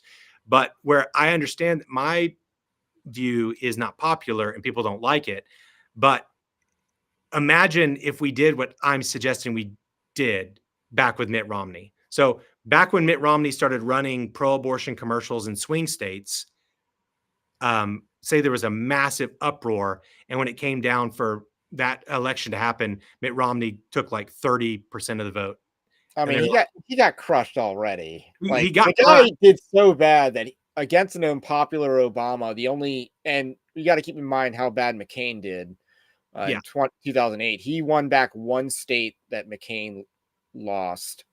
yeah. That's how bad Mitt Well, Romney they did. I mean, It they've was been North Carolina, by the way, was the okay. state. They've all believed that the way to do well is to moderate, and they just don't have like the balls or the stomach or whatever to say like, actually, I'm going to do this. Like this is what You know what my big thing is? It's like, how about we try convincing white people to stop hating themselves? yeah. You got Yeah. Maine, 90% white. Yeah, if you had a presidential candidate or whatever that like would say stuff like that, which I think Trump says stuff like that or makes people feel like he's saying stuff like that, certainly back in the day, and so he did get a And lot. that's how he was able to win, Yeah, 'cause people were like, Michigan. this guy finally says what it is. I think he would experience the same thing if he did that with abortion. If Trump said, listen, I know it's not popular with everybody, but like abortion, like say he said, listen, I'm going to use my platform. I'm going to tell you, human beings are conceived in this way, and abortion kills them in this way. And I believe in human rights, and even non believers should believe in human rights. And we're going to abolish abortion. I think, and he said it's a murder, it's barbaric. The other side is for it. I'm totally against it. I think Trump's numbers would go up, and the people that aren't for that, but like Trump on say other issues, are still going to vote for him. Now, They have how to does hold their Trump nose out. moderate when he's the president that overturned Roe? Because despite the fact that you're saying that things are worse now that Roe's gone, the perception is that that was a heartbreaking attack on the right to kill your own baby. That's kind of their perception. That's why they're galvanized. And the How does he liberals will convince like people? credit Donald Trump. Like the liberals themselves will play fast and loose with the stats and say, like, look how many people aren't able to get abortions, and don't get it twisted. This is Donald Trump's fault because they want to get votes, pro-abortion votes against. Every single David Trone commercial I am seeing emphasizes abortion. Yeah. It's Every because single one. they're trying. So they try to make Donald Trump out as this anti-abortion hero, but the whole thing's a facade. Like people know, like it's like when you hear about people in Texas can't get abortions and so they're dying. It's such a stupid myth. I've ordered abortion pills online and got them from Texas. Like I have abortion pills from Texas, from Austin, Texas. Like, and nobody in Texas is incapable of getting abortion, but they act like they So so that they can get political points, scare points. Um, so I think that the whole thing's sort of like a charade, but I think that Donald Trump could go completely hardcore, and it would resonate. He would certainly pick up a lot of votes, see, and I don't think he would lose as the many. worst thing he could do is just he doesn't even have to bring up the issue. If he does not believe that abortion is a winning issue, he could just pretend that the issue doesn't exist. It's like Mad Men, Don Draper changed the conversation. Yeah, yeah, he could like Trump would not be getting criticized by people like myself Because, there are things I like about Trump just fine. So I'm looking at some of the comments. It's like, well, like, provide an alternative. And I'm like, okay, here's the deal. I'm not trying to provide an alternative. I'm trying to get the guy that we do have running to be right. And so I don't think he's going to be your right. position is that we should Push him. leverage our vote to actually change Trump. He should earn our votes. We shouldn't just give them to him because he's less evil than Biden. When under Donald Trump's views, you'll have, like, say, 900,000 abortions, and under Joe Biden's views, you'll have 901,000 abortions. Numerically speaking, they're not on the abortion issue. They're not different. Like, a 15-week ban is not going to do anything to abortion numbers. So if you want to argue for voting for Trump because of some other issues, you're not going to get a lot of flack from me. The only thing you're going to maybe get me saying is, well, that he's probably not very good on all these other issues because he's willing to just throw out the abortion thing if Well, it's popular. again, like immigration is one of my top issues. Trump argued for amnesty in 2018. Yeah, if you're for amnesty, for vaccines, for shutdowns, for Anthony Fauci, for abortion, and for the normalization of drag queens and LGBTQ stuff, vote for Trump. Like, if that's what you're for, vote for Trump. That's what he's done. And so, but what I'm saying is At this point, he Trump could is get more my of a vote if he changed symbol. some of those things. You could argue that Trump is more of a symbol or that Trump is more of a sandbag. And I don't think those are, false. I just don't think he lives up to the symbol that he is because he's not Caesarian. Mhm. Uh, Well, and but you could argue that he's a sandbag and that he would slow down the demise of, American civilization, and therefore, that would be probably the best justification. But at the same time, I can envision an 8-year strategy where, if he wins, his vice president is probably going to want to run for office and succeed him. yeah. Who's that vice president? Who's going to be his Well, say, successor? Are we hey, going to get screwed? well, Like let some of me these just vice add. presidential nominations, like people have touted Tulsi Gabbard, who's a flaming socialist. Yeah. You want to know the only Democrat with the Democrat in Congress that has the most moderate voting record is? You know who that is? Hmm. Rashida Tlaib. Mhm. Last I checked, she had a 22 Liberty score at Conservative Review. She's had some pretty conservative votes lately, Mhm. against Mike Johnson's legislation. Shocker. So Yeah. Here's the deal.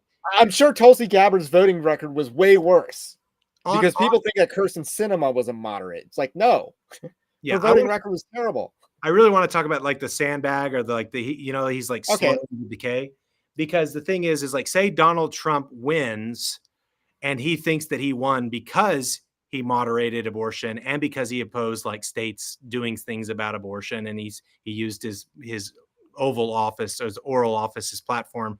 Say he thinks that was the reason he won, and his vice president in 4 years from now wants to win and become president, and they think the only way for me to win is to not be for abolition, and then he wins, and then it just keeps. So how long do you want to delay abolition? Like, it's slowing down the decay is actually delaying abolition, like, in reality, because you have people thinking, oh, we've won and we've done this good thing, when you haven't. You've actually just further cemented, congratulated, and supported the problem we've had for the past 50 years. So my problem is trying to care about the outcome of this election because, it's in God's hands ultimately. And I'm not just doing that as a Jesus juke. I'm just, Yeah, yeah. I have lived life, right? I've seen enough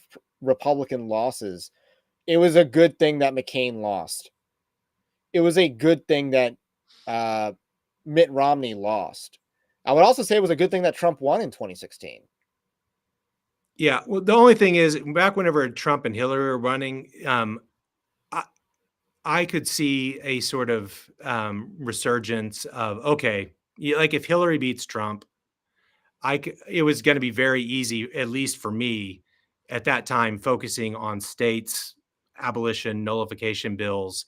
Following the triumph of Hillary Clinton, I think we would have seen a big boon to the abolitionist cause. Well, I just think If we Trump did saw it well. He whack. did do some realigning of the Republican Party, and I think he did it again in 2020, but he's not leveraging how he actually realigned the country, because now we're realigned along gender roles personally. Yeah. Uh, masculine people who believe in, traditional gender roles are Republican, people who oppose that are Democrats. That's really the breakdown in our country right now. Yeah. And that's why, like, we could make inroads with Hispanics, except Trump wants to really focus on, brothers be flipping, and you know the idea that people would get mugged, canvassing neighborhoods for his campaign back in the day. Uh-huh. But so he's not leveraging what the actual realignment is, and then also convincing white people to stop hating themselves, because if you read the Democrat platform, it is drenched in critical race theory. It's like Yeah. everywhere. Every single plank has it.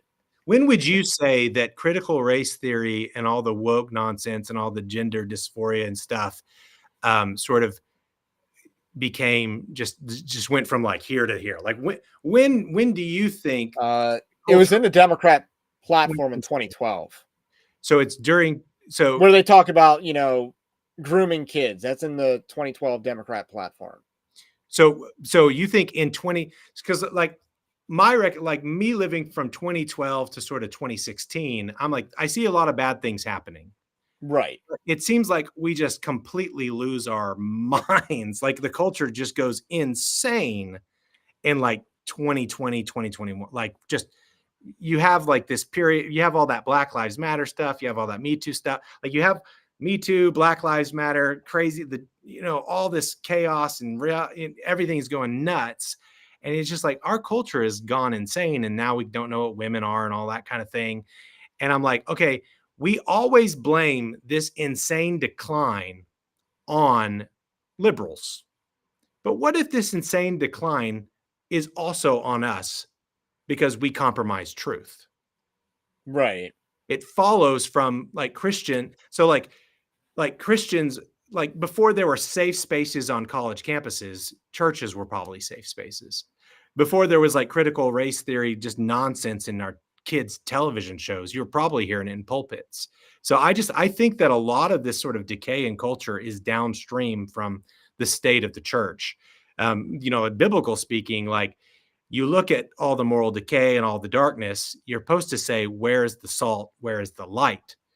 And so I tend to like, yeah, I get it, man. Democrats, they have a bunch of stupid, wicked views in their platform, but it's running amok in our culture because Christians are weak. Like you look at Christians, like you're talking like Bill Maher and Joe Rogan and Jordan Peterson and Ben Shapiro and people like that, not Christians, are better at pushing back against this insanity You know than what Christians. comedians have been doing lately? Like, whenever they joke about abortion, it's Yeah. basically the I'm for killing babies, but also calling it killing babies. And that seems to be the formula for mainstream comedy on that issue right now. I think it was Dave Chappelle or Bill Barr. Bill Burr. Yeah. Like the whole That like let's joke about this. It's clearly murder. Like they're willing because a comedian's like, okay, everybody is telling lies and everyone knows that it's murder. That's what's going to make this joke funny. Uh, right, and and then they support it, yeah, and then and that disconnect is also, I guess, humorous in a way. well, yeah, it's humorous in a way. It's like, Dave Chappelle being like, if you're allowed to murder this baby, I'm allowed to abandon them. And it's like, Right, and it's funny because it's so wicked or whatever, but it's these guys that are telling the truth about abortion, while the Brent Leatherwoods are like, I don't the know if we should second call it murder. victim. Women are second victims. It's like Dave Chappelle is like They're being saying, lied to. They don't really know it's a human life. They've bought the lie of the culture. Yeah, and it's it's so demeaning to women, like unbelievably. Like women don't know where babies come from, and women aren't even capable of sinning to the point of child sacrifice. Like it is so demeaning, and I don't think they care. And I don't think Brent Leatherwood or Bart Barber or any of these guys or like Russell Moore or any of these people like believe that what they're saying is true. They're just saying what the spirit of the age all says. Like we're all supposed to say this, and so we're saying it like this. And comedians are supposed to say the thing that everybody knows true that nobody's saying, and hence, why they're doing what they're doing. But the reason I ask about that is just because you see comments of like, well, if we don't vote for Trump, we're going to get Biden, and that's way worse. I want people to consider that constantly compromising and voting for lesser evils that become greater evils is why we get the decline that we get. So I'm going to run sort of I want to say a pastoral question, but it'd be like a question for pastors, I guess. Oh yeah. If I say I want things to get worse because I want more Americans to suffer because we haven't suffered enough, am I hating my neighbor? Yeah. Well, and that's kind of like my mentality is like, we haven't suffered enough. We haven't. We went through 2020 and then in 2022 elected all the same people who perpetrated 2020. Mm-hmm. Well, I don't think see, I'm not wanting there to be more suffering because I'm wanting there to be revival. I wanted there to be true revival of like and maybe it's that Rick Warren influence on the church that we want to get people at their lowest.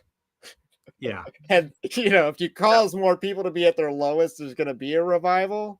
Well, there's a certain sense where if Hillary Clinton wins, people are like, their faith in the Republican Party is completely gone. Like Hillary Clinton, like she wins, okay, it'd be the end of the Republican Party, and that might be a good thing. I don't want to sound like that. Like I want it to go to chaos. Like I want Trump to earn my vote. See, I'm very black-pilled right now, and that's my struggle. Yeah, but I also I'm as crazy as it is, and I don't mean to be arrogant, but like I go and I talk to people about abortion all the dang time at all levels, high schools, college, adults, intellectuals, non-intellectuals. I do this all the time and try to save as many babies as I can, right? It's not like I'm like, oh, let's just like abandon all that. Like, no, I'm trying to save as many babies as I can while also not compromising political principles, because I think doing that is what leads to so much long-term death and destruction. And people always say, oh yeah, but you're bad. You're not saving as many babies as you can. I think they're just blasted hypocrites that aren't doing jack diddly squat to fight abortion, except for voting for Donald Trump. And so like, there's this sort of thing where it's like, I'm not advocating let the culture go to hell in a handbasket. I'm advocating being salt, being light, doing whatever you can in the culture at the point. Include not continue to use the law to educate the culture to be a culture of death.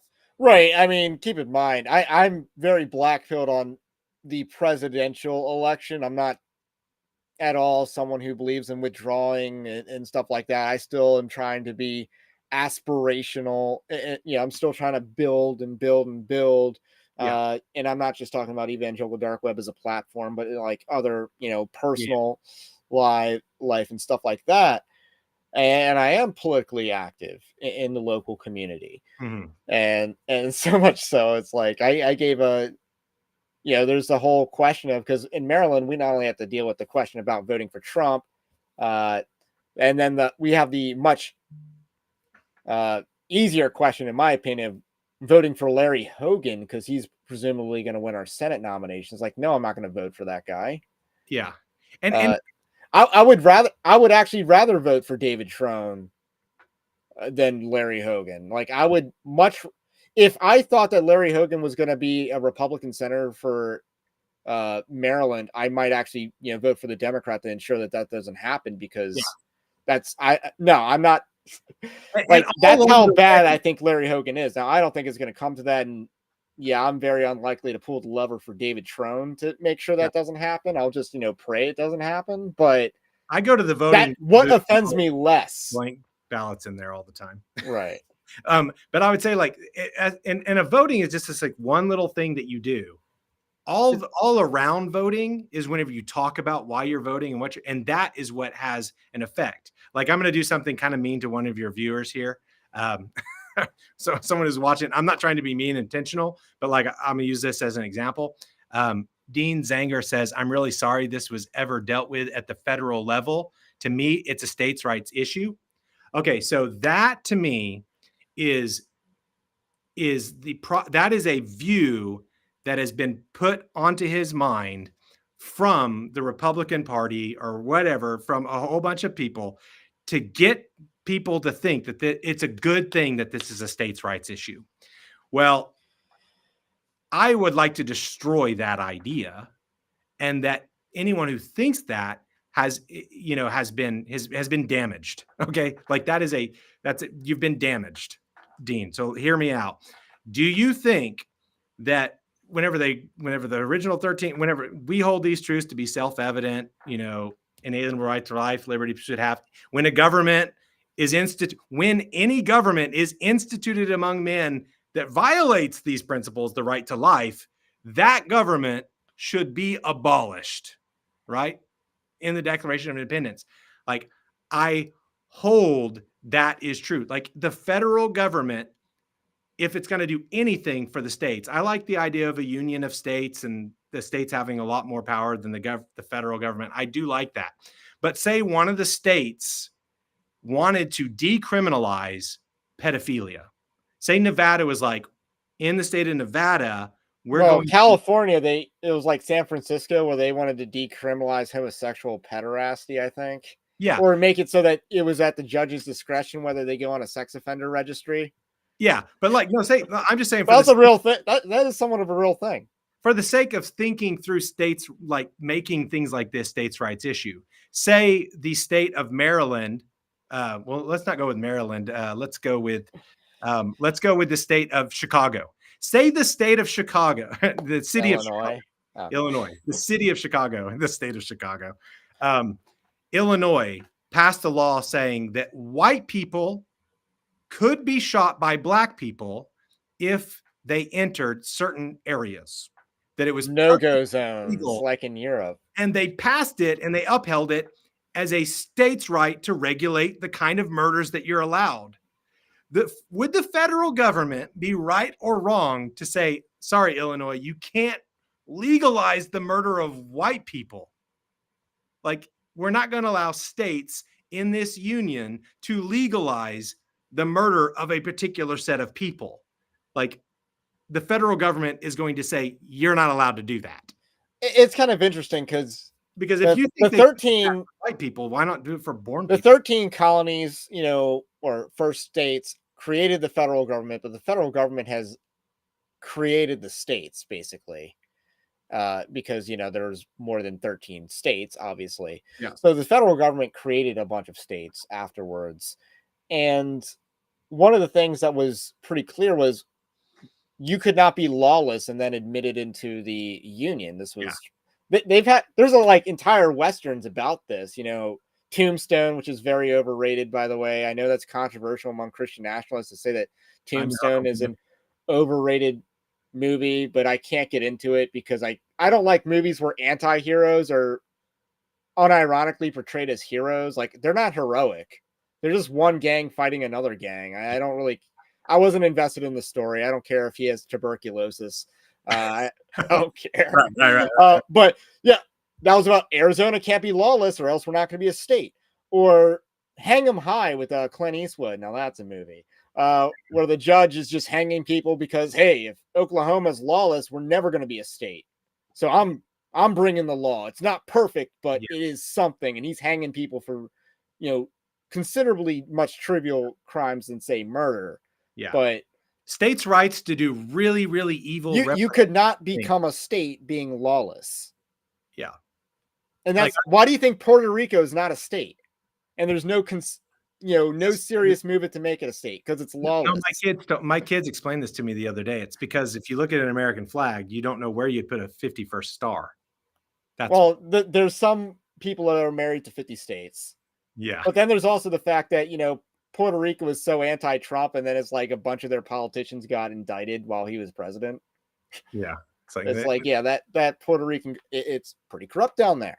We're not letting him. Yeah. So the reason, and I'm not mad at Dean. Dean says that he feels I'm very biased. I'm just trying to say. Well, he's here to represent one side of an argument, one side of a debate. And it's fine. It's fine. I'm just saying that, like, one of the ways that if I were the devil and I were going to construct a way to put off the abolition of abortion in the United States of America, like the establishment of equal justice under the law in the United States of America, if I were going to construct a plan to make that happen further on down, I would turn it back to the states, because I think turning it back to the states delays it. It basically puts us in the like 1830s America. We have slave states, free states, and all this chaos about that. Yeah, if you want to use slavery as a comparison. I don't want to get into the weeds about all this thing, because there's a lot of historical nuance. But the people in the South that were mad about abolitionists in the North that were working the Underground Railroads, you got to understand, like, the abolitionists in the North were actually practicing nullification, and the people in the South, whenever abolitionists were no longer getting in trouble for like helping runaway slaves, but like were actually like getting let out of prisons and stuff like that, that scared the living daylights out of the people in the South. And they were demanding that the Northern government do something about these Northern nullificationists. And so I'm an advocate for nullification. I could advocate for secession for various reasons in various situations. Now, recently that became like a heated issue because people were trying to use, at a meeting I was at, and people are trying to use, the supremacy clause to argue against marijuana, recreational marijuana. I'm like, this is a bad argument to use. You should just hammer home the degeneracy point. Mm-hmm. Because we should be for nullification. Yeah. And we should actually be training Republicans to support nullification, to support defying the federal government. We shouldn't be arguing from that premise. Now, I didn't make the argument at the time. Mm-hmm. There's these other people that made the argument poorly, and I was presiding over the meeting, so I wasn't getting my hands dirty because, there's just preside over the meeting and, keep the chaos in check, I guess. But I mean, I remember when Greg Treat was the Senate Pro Tem in Oklahoma who had been killing the Bill of Abolition at the state level. He was killing the state level Bill of Abolition in, all the way back from 2016, 2017, 2018, 2019, 2020. He was the presiding pro tem, and he always explained the reason that he didn't support abolishing abortion in Oklahoma was because it was nullification, and nullification is bad. But whenever we decriminalized marijuana, he said nullification was good. Like he justified it on nullification, that like the state was allowed to nullify like Supreme Court laws that basically said that states are not allowed to have medical marijuana. And so it's like this weird contradictory thing when I just think at base, not to get too simple, if people want a thing, they're willing to nullify for it. If they don't want a thing, I mean, Trump wasn't willing to defy the Supreme Court. In fact, this is one of the most frustrating things about the Trump administration. He let his own Secretary of Labor sue him over the citizenship question in the 2020 census. No, he should have been fired for that day one. As soon as he brings that lawsuit, he's fired. Yeah. Trump's got lots of people that he's appointed. Like that's insubordination. Yeah. And then he lost the Supreme Court case, which had no basis because insubordination from a cabinet member shouldn't be allowed. Yeah. And he went along with it. And that's the frustrating thing about Trump. So I don't think Trump is worth fighting over. I'm not telling anyone how to vote. Yeah. Obviously, don't sin in voting. That's it. But I Yeah. don't think it's a sin to not to stay this one out. See, I'm Uh, not even actually telling people not or to vote. I'm more telling people like we've got some time here. Make this person and this party try to earn your vote. and that's kind of where I'm at. And Vote no matter what is right, basically saying my vote. So the person who doesn't vote for Donald Trump because Donald Trump tells them to not fight abortion as murder is not throwing away their vote as much as the person who thinks abortion's murder, wishes that it would be abolished, but still votes for Donald Trump, even though he's told them that they're wrong on both of those things. That person is throwing away their vote, especially if they say, Donald Trump has my vote no matter what. Donald Trump could shoot someone in Times Square and he's got my vote no matter what. That's the person who's throwing away their vote. They're throwing away their political power. well, it's about not being a citizen, and that's what we need to be. I'm the guy. I'm the voter that's like, what's my motivation? I'm like that, prima donna actor. What's my motivation? Trying to understand the scene or whatever. That's kind of how I feel about voting right now. It's like, what is my motivation? What are you going to do for me? Yeah. And I'm going to talk about it from now until then. Because every time, I look at my bank account, I'm still blaming Trump's lockdowns. Because food costs double and stuff like that. Oh, and yeah. I have, mouths to feed. Oh, yeah, So, man. No, I mean, and stuff like that. So I need motivation. When I see Drag Queen Story Hours, I think the same thing. People don't get that. People don't understand that. But I'm just like, you don't understand, man. Like the evangelical Christian, like voting block, like when Trump's talking about grabbing women by their genitals, and you've got it's like you have like multiple adulterous affairs, porn star stuff, all this stuff, right? And evangelicals are like, we're not even going to talk about that stuff because we do not want to cost Donald Trump any votes. That's sort of like sick inability to basically tell a culture that they're just sin sick and depraved. Like we're not going to be rebuking this culture and all this sin sick nastiness because it's coming in with our own guy. I think that's where it kind of opened up the culture to the judgment of God. Now, one thing I will say is that Trump had a better character than Mitt Romney and John McCain. I don't think there's any redeeming qualities about John McCain. Well, yeah, the guy was literally too sick to do the job and still wanted to die in office, even though he, wasn't there. That is an elite level of selfishness. Yeah, I didn't like any of the neocons. And then Mitt Romney, flip flopped on every issue, gave the country gay marriage and stuff and Romney Care, which preceded Obamacare. So that was and was also pro-abortion. So yeah, and I would put Trump's character ahead of them, but it's getting closer now. Yeah, I mean, I don't really Trump know. isn't sanctifying. I think Trump is more politically savvy than both of those guys. I think it's what's weird is like back when Trump first ran, he was like not a politician and he said it like it was and all this kind of stuff. I think he's like he knows there's a certain he wanted to run in 2012. Yeah, there's a certain he is savvy. Yeah, he's super savvy and like the idea that he has these views that he's not going to back down on. Like the example you're talking about where he told whoever, like, yeah, there should be punishment. And then like 2 hours later, he issued a, apology and a retraction of that. Like Donald Trump retracted on criminalizing abortion faster than any politician I've ever seen.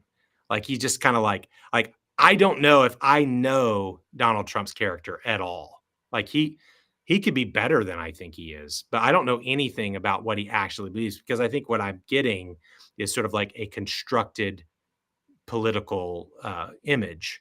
What if Trump is just a normie? Like he's just actually just a good old guy. Just want to sit around. What if he's just a normie and whoever impresses him in the room, he's with them at the time? Yeah, I guess. Well, I mean, like if someone were actually come up to me and say, like, what do you think Donald Trump really thinks about abortion?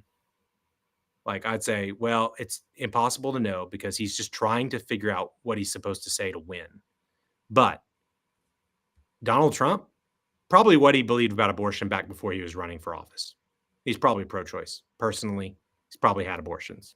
Like, I can't say that with any certainty, but I don't think he's got like a deep-seated moral, strong character belief like human beings are made in the image of God, and that whenever you carry out an abortion, it's some sort of like demonic affair of murdering a child that's being knit together by the Spirit of God in the place of the incarnation, and that it sickens him.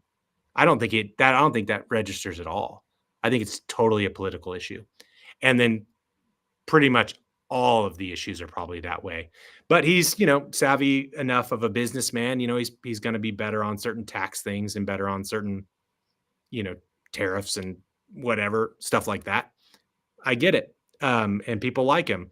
I just think that we need to be very loud in basically expressing our dissatisfaction with the state of the Republican Party and the Donald Trump candidacy, so that in the future we get people that actually will abolish abortion, because eventually we will. I mean, I'm pretty positive about that.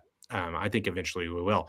I think a What lot of people, timeline do you think happens? You can give one timeline if Trump wins without wins by moderating versus loses without it on his current, faster, position. faster to abolition if he loses and it's because he moderated. Slower to abolition if he wins and he wins because he moderated, because it just tells us the state of the culture. Like, so I think that I think that I'm not a total conspiracy theorist. I think that our elected representatives do, in a certain sense, reflect us.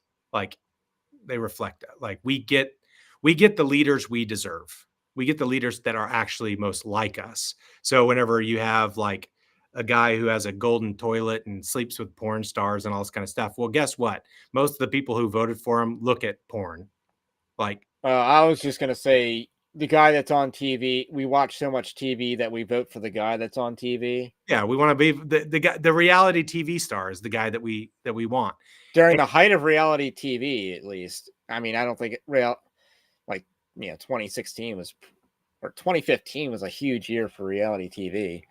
yeah, Back when cable was still a thing. and so what did we get? We got a reality TV star. Like, I mean, back whenever Reagan, like, silver screen act, you were going to get a, everybody wants to be, Ronald Reagan, so we get a Ronald Reagan. People want to be Donald Trump, so we get a Donald Trump. And so Uh, I we think have we a question get the people that here. So, can we you get. name one person who lines up with you exactly and all your political and personal thoughts? I can't. So, so you have a politician that you would consider an ideal, I guess. Well, I mean, there are you. I mean, T. Russell Hunter aligns up exactly with me politically and personally on all his thought. Like, so yes, there is at least one, and that goes for everybody. But Right, but a politician. But like, so we've had guys run and win in the state of Oklahoma. Like Dusty Devers is a senator. He's a friend of mine. He's a pastor that ran as an abolitionist and ran on an abolition platform. I wouldn't say I'd agree with him 100% on everything, but he's definitely someone that I agree with more than not, right? And he can run and he can win, and we can have more people like him if we do the things that I'm suggesting. Like, if we had more people only vote for people like Dusty Devers, you would have more Dusty Deverses put forward to run. But it's a process and it does take time. But I don't know. Anyone beyond the state legislator level? I mean, there have been people. I mean, the answer is no, but that doesn't mean that I wouldn't vote for people. Like, people Okay, don't have to be so what 100%. would you consider a minimum standard for voting So, like, for someone? on the abolition level, like, I actually decided back in 2010, 2011, when I started saying no compromise with child sacrifice, I decided that I wouldn't just like be all talk, that like if I made a meme that said no compromise with child sacrifice, I would literally hold to it. So I won't compromise with child sacrifice. So any politician at any level who shows a willingness to compromise with abortion is not going to get my vote, because I'm trying to go against that mentality. So that generally is going to knock off almost anyone at a federal level, because they all believe that compromise with abortion is necessary. At the same time, if you had a politician who, while is not like hardcore abolitionist, but they're clearly not anti-abolitionist. Like, I don't see anything in their person, character, platform, plan, or the people they've got surrounding them that look like they're going to stop abolitionists. So let me give you a theoretical example. If Rand Paul back in 2016 or whatever said, if I were to become president and states were to abolish abortion, I would do absolutely nothing to stop them. You know, that's a guy Right. who probably gets my vote at that point. So I guess that would be the follow up. Let's say Trump loses in 2024. Who would you like to see in 2028? I assume that RFK is not an option for you. Well, because of the abortion stuff, he's not great on abolition either. Okay, you got one issue where he's probably good on, maybe two, if you Yeah. count some foreign policy things. Yeah. Like I am. But then you would be, if he's popular, then you're screwing yourself out of another 4 years of, because that, if RFK is popular enough, the Democrats won't run a candidate in 2028. And he'll just probably mop up a Republican that's probably going to be pretty conservative. I don't see RFK as a winning strategy because I'm thinking beyond 2024. Yeah. So I'm thinking, just because like these questions are like halfway genuine, but halfway they're kind of like a question that's asked designed to try to get you to stop doing what you're doing, But what I'm saying is there are potential candidates and potential groups of people that would become politically active and gain our vote and deserve it, that we can get if we start saying and doing the things that I'm talking about.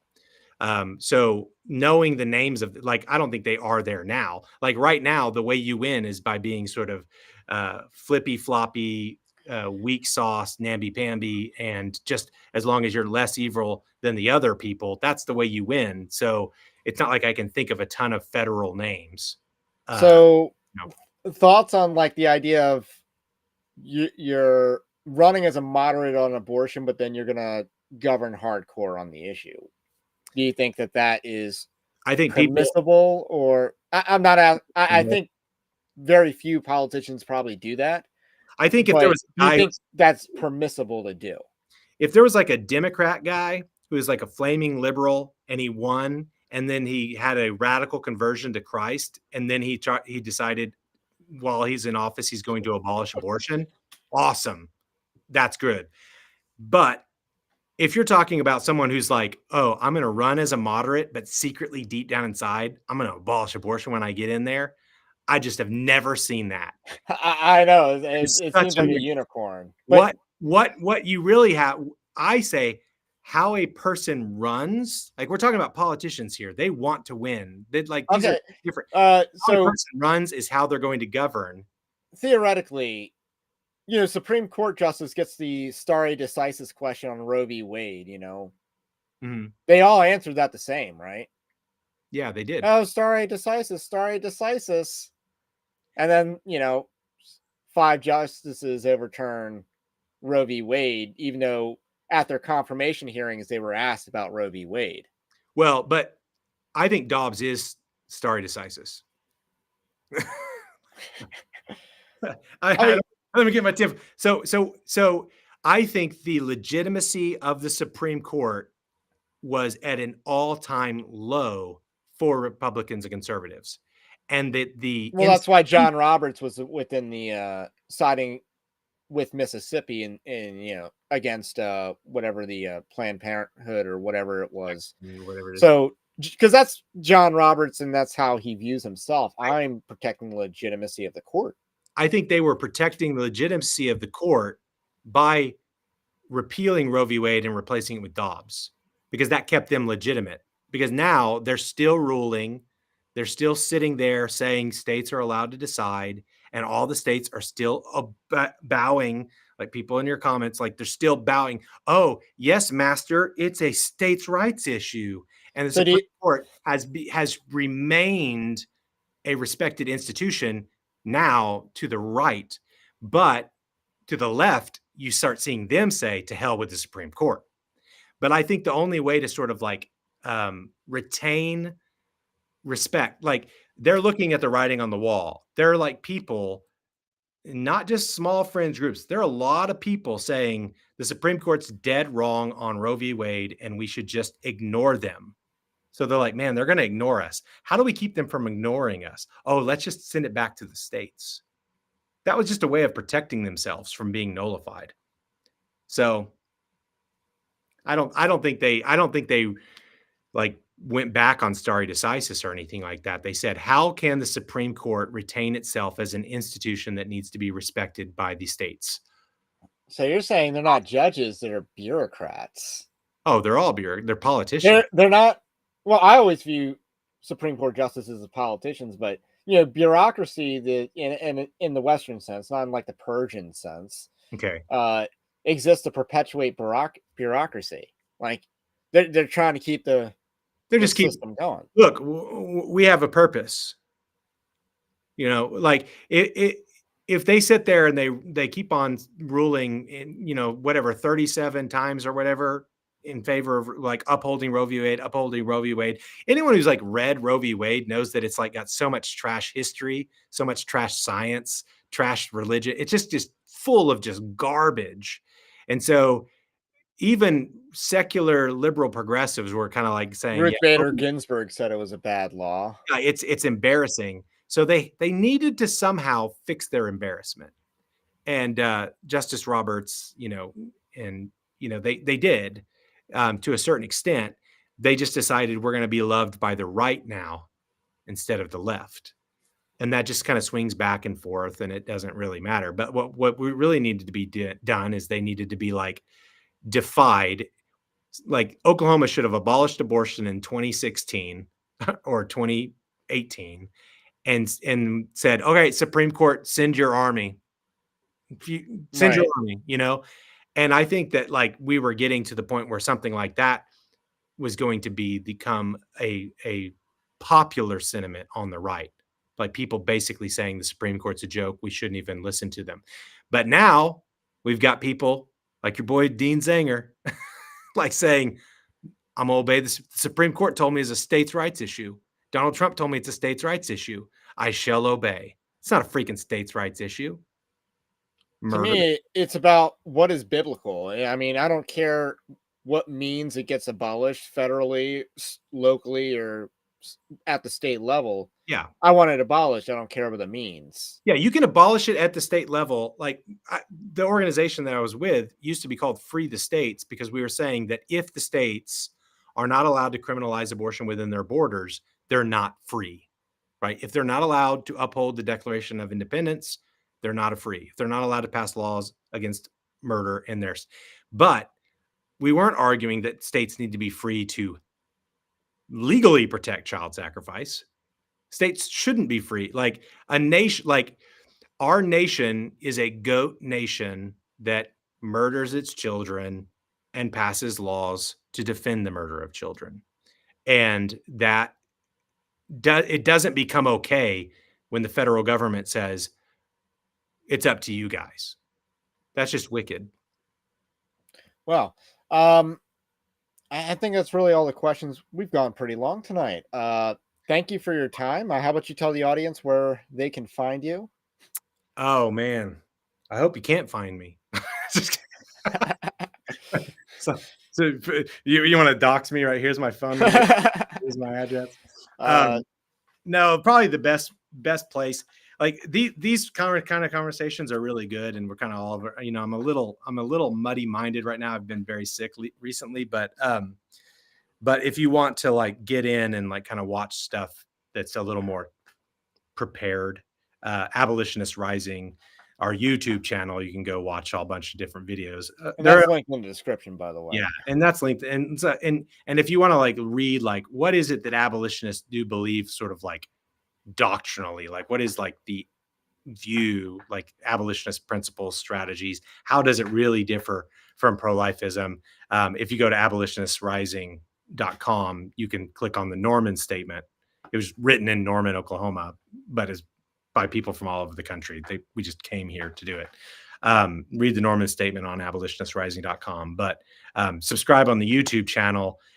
You may not like my views on like Trump and trying to like move the Overton window and punish the Republican Party and all that kind of stuff.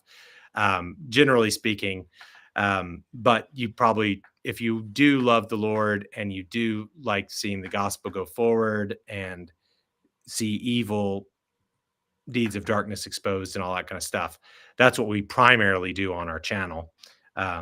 So, and we don't have a podcast like you have right now, but the reason that this room's in disarray behind me is we're starting one. We're starting up a show pretty soon. All right. So look forward to hearing about that. Let me plug my stuff. Evangelical Dark Web, Christian News Gathering Commentary Ministry. Least you can do is like and subscribe if you are new to the channel, or podcast if you're a listener. And upcoming book, Winning Not Winsome. We're going to get a release date soon, but it is going forward. We're going to figure out when that is. It's going to be, maybe around the Southern Baptist conventions when it's going to be released. So that'll be, I guess, a good promo when we live stream the SBC. So are you going to be there? No, I'm going to be here, but watching, I guess, and then broadcasting, because I kind of know who. I'm not in the Southern Baptist convention myself, but I care more than most Southern Baptists. And I've gone a couple of years, and it is like one of the most depressing. It's been depressing to watch, but last year was at least a mitigated disaster, and I'm hoping that this year, and it's because of people like William Wolf, Dusty Devers, they're just bypassing the Conservative Baptist Network, and they're actually going to try and get things done. Jared Moore is running for president. Love to see that. Hopefully, we'll have him on in the next few weeks. You should have Wesley Russell, who's running as like second vice president or whatever. He's an like whatever it is, just to get an abolitionist on the platform there. He's a good guy, good pastor. I can't remember what the name of his church is, but it's at once kind of good because you're there and you see this sort of like groundswell of like people that are trying to change the SBC, but then you see the masses that just don't want it, and they like want to side with the people on stage to like sort of you downplay the abolitionist or downplay the anti-feminist or whatever, but it's depressing to be there and see just how many people. Well, we're going to live stream it, and hopefully it's not as depressing this year. But anyway, my name's Reyes, the Evangelical Dark Web. Stay based. Christ is King, and we will catch you on